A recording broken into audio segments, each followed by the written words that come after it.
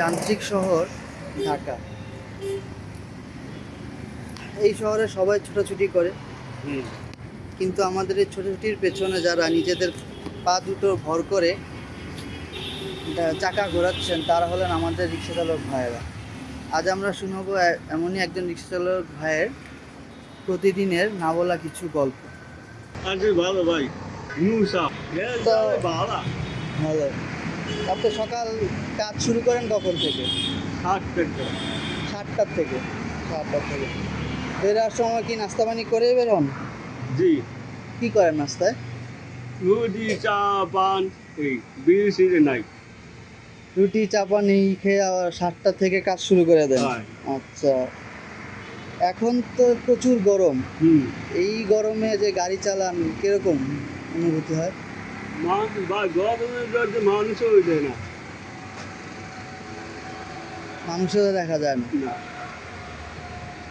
এখন ঈদের পর পর দেখে মানুষজন কম হয়। এখনো ঢাকা শহরে মানুষজন অতটা আসে না, তাই তো?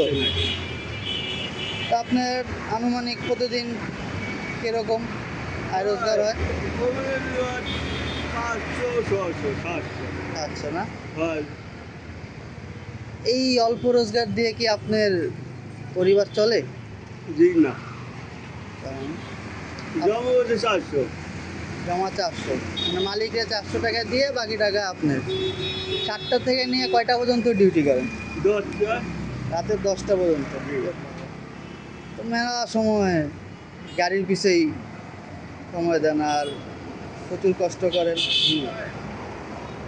তা ছেলে মেয়ে কয়জন আপনার? 2 ছেলে। 2 ছেলে। হয়। কি করে ওরা? ছোট বাচ্চা। ছোট এখনো। আর আপনার ওয়াইফ যে স্ত্রী উনি? স্ত্রীর মাত্র সমস্যা। মাদ্রাসা। ও পানি হারে দেখো না, কাজ শুরু করতে পারে। আচ্ছা, মাদ্রাসার এখানে রান্না বান্নার কাজ এগুলো করে? মাত্রা। ও, মাথায় সমস্যা। আচ্ছা, 5 বছর। 5 বছর। আর যেটা বাচ্চা আছে ছোট ছোট। তো এই যে গাড়ি চালান, সারাদিন কষ্ট করেন, এই অল্প টাকায় আপনার সংসার পুরোপুরিভাবে চলে না?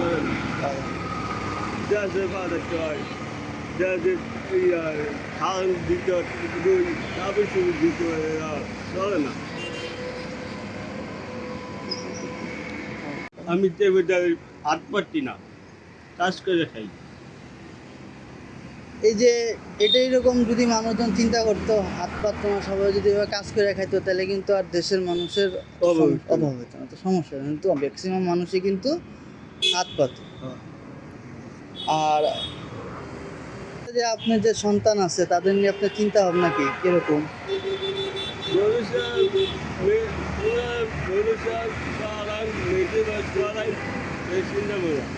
কোথায় পড়াবেন? আপনার দেশে নিয়ে যাবেন, এখানে পড়াশোনা করাবেন এই। আর আপনি ঢাকা শহরে আছেন কয় বছর?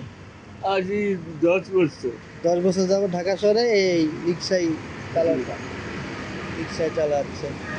আর এই যে মাঝে মধ্যে মানুষের যে ব্যবহার, অনেক কিছু নিয়ে যে লাগে, আপনার কষ্ট লাগে না? না রে, কিরকম কি করে?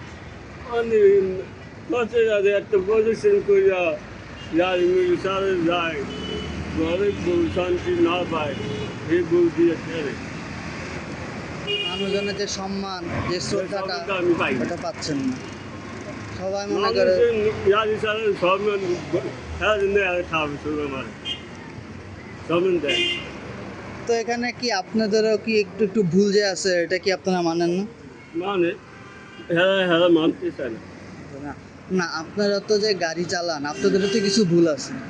অবশ্যই থাকতে পারে। স্বীকার করে না, যেমন আপনারা গাড়ি চালান অনেক সময় হুটহাট করে ঘোরা ফেলান, অথবা হঠাৎ করে ধরে ফেলান, পিছের গাড়ি যে সমস্যা হয়, একটা দুর্ঘটনা ঘটতে পারে। এসব চিন্তা করে যে আপনার যে গাড়িটা চালান না, সেই বিষয়ে আপনি কি বলবেন?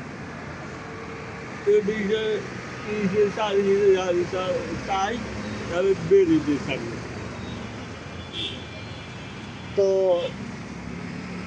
সাধারণ মানুষ এবং আপনাদের মতো যারা রিক্সা চালক আছে তাদেরকে নিয়ে আপনার বক্তব্যকে কি বলতে চান তাদের উদ্দেশ্যে? এবং কিছু মানলে যে গাড়ি না খারাপ যেন এলোমেলো গাড়ি না চালায়, সুন্দরভাবে চালায়, নিয়ম মাইনা চালায়, তাই তো? যেন আপনার কোনো সমস্যা না হয়, অন্য গাড়িরও কোনো সমস্যা না হয়। ঠিক আছে, আমার ধন্যবাদ, কথা বলে খুব ভালো লাগে। দিন শেষে এই রিক্সা চালক ভাইদের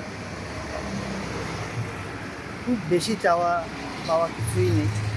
তাদের এতটুকুই চাওয়া, একটু সম্মান আর দুবেলা ডাল ভাত খেতে পারে, আর কিছুই না।